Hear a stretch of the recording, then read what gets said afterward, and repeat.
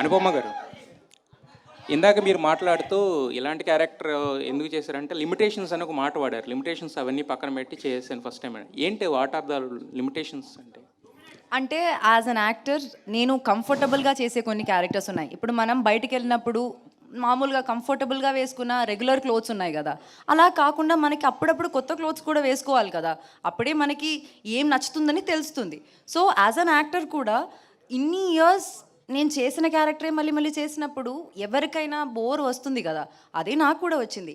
But more than that, ఈ lily అనే character are ఈ సినిమా డీజే టిల్లు స్క్వేర్ అని ఈ సినిమాలో నాకు వచ్చిన క్యారెక్టర్ని వదులుకోవడం అన్నది నాకు తెలిసి that would have been the biggest stupidity that I have done. ఒక్క కమర్షియల్ సినిమాలో కూడా అమ్మాయికి ఇంత మంచి క్యారెక్టర్ దొరకదు అని నేను చెప్తాను మీకు, నేను రాసిస్తాను మీకు.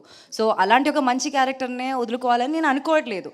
So whatever limitations that be, as an actor it's my duty to act. నాకు డైరెక్టర్ ఇచ్చిన క్యారెక్టర్ని 100% చేయాలన్నది నా డ్యూటీ. అది చేయడానికి నేను ట్రై చేశాను.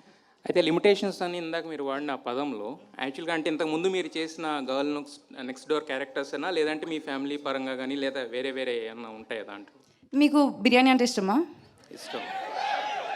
ఇష్టం. కానీ ఇంట్లో ప్రతిరోజు మీరు బిర్యానీ తింటారా? తినాం కదా. లేదు కదా. అట్లాగే నేను కూడా ప్రతిరోజు బిర్యానీ తినాలని కోరుకోవట్లేదు. నాకు డిఫరెంట్ పులావ్ కావాలి, పులిహోర కావాలి, అన్నీ కావాలి, అంతే.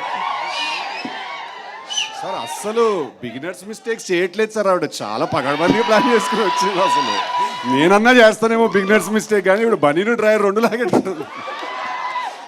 అండ్ సిద్ధు, యాక్చువల్గా జనరల్గా ఏదన్నా సెకండ్ సినిమా వస్తున్నప్పుడు పక్కన డాష్ పెట్టి టూ రాస్తారు కదా, మీరు ఏకంగా పైనకి లేపారు స్క్వేర్ అని.